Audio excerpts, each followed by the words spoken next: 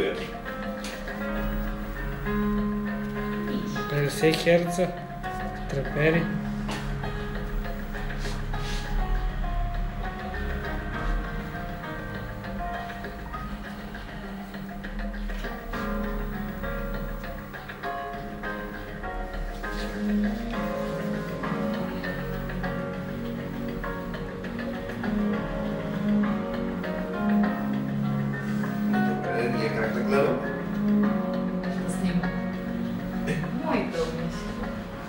Здравейте, уважаеми зрители на Хоби ТВ! Днес се намираме на един язовир, близо до село Церова кория. Самият язовир мисля, че се казва също Церова кория. За мой гост на днешното предаване съм поканил един от най-добрите български шаранджии, Димитър Сапунджиев. Здрасти, Митаче! Леко пресилено, благодаря. Добре дошъл на моя територия. Познаваш добре водоема. Какво ще ни кажеш за него? Рибна популация, риби, големина? Смея да твърдя, че познавам водоема, тъй като последните 2 сезона активно риболовствах на него. Язовира, както виждате, типично шаранджийски. На площа е между сигнализаторите. Приятел. Средна дълбочина 2,5 метра.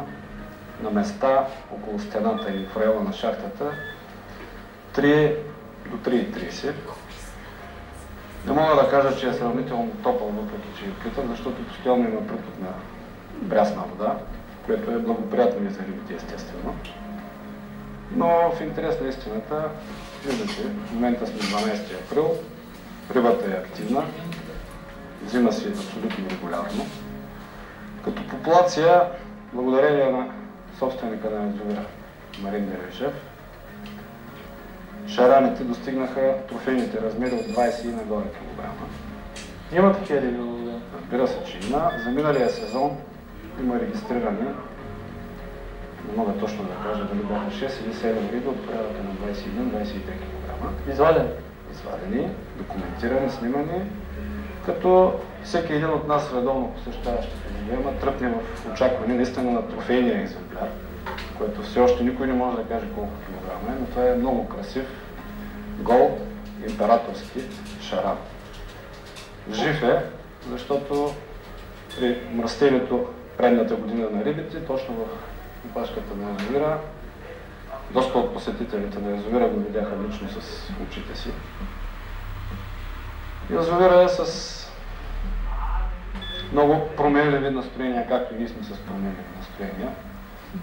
Само преди 2 или 3 дни, по времето на ураганните бури, които върлуваха в Северна България, тук се поставяха наистина уникални резултати и рекорди. Момчетата, които имаха удоволствието да присъстват тогава, реализираха, може би в рамките на 24 часа по 6, 7, 8 и нагоре. Един от тях е тук? Да, един от тях е тук. Моя добър приятел Андрей. Здравейте, Андрейчо. Чието топчета дори търкана в момента в ръката си, пъхнал в джоба си. Той също може да ви каже нещо за последния си излет. Аз нямах възможността и удоволствието да споделя с него, но Марто, ти си. Така че явно има доста дребна риба в язовира. Ами това нещо го показват и твоите велици в момента. Значи наравно с трофейните шарани, в пропорционално, а може би и по-голямо количество, язовира има и дребна каракуда, която създава доста главоболие на нас шаранжиите. И се спира дори пред 22-24 мм топчета или пелети. Хапа си ги с апетит. Хапа си ги.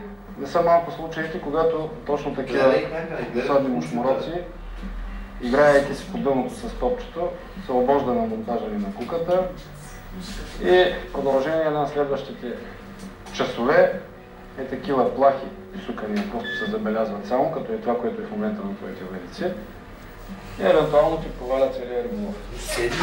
Освен каракудата, от язовира има популация на амур, който все още бих казал средния размер, предполагам се от порядъка на до 3 кг. Рядко дава, но все пак има реализирани удари на амур. Трофейните остолопи които за разлика от другите язовири много рядко могат да се наблюдават по повърхността. Като казвам трофейни, килограмите вървят над 30, предполагам около 35. Едното. Няма ход да. Есента последно зарибяването приключи с, мисля, че 1500 бройки бафало, което евентуално този сезон може би ще излезе някоя друга бройка, но до година ще създава и то радост на риболовците. Обясни какво точно представлява бафалото на уважаемите зрители? Не мога да кажа, че съм запознат и аз на 100%, но според мен е много грешна теорията, че бафалото е преходен вид или по-точно казано мелес между каракуда и шаран. Не, бафалото си е определен вид шаранова риба, която е климатизирана в България и в течение на годините явно е намерила своето поприще и се развива. А размножава ли се естествено? Също, както и при амура, това са много спорни въпроси. Могат да го кажат единствено специалистите от рибарство и аквакултури.